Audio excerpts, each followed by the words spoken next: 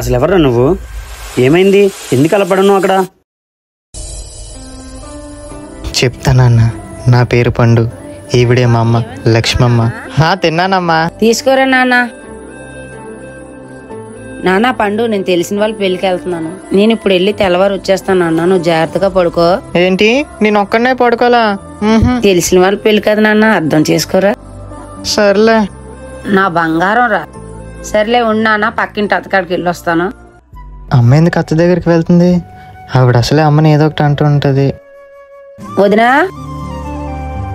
వదినా, మా అక్కల పాప పెళ్ళి ఉంది, నీ చైను గాజులు ఇవ్వ, ఉదయాన్నే తీసుకొచ్చి ఇచ్చేస్తాను. అదేంటి వదినా, ఒంటి మీద బంగారం శుక్రవారం పట్టు ఇవ్వకూడదు, నా మాత్రం తెలీదా? అయ్యో తెలియక అడిగాను వదినా, క్షమించు.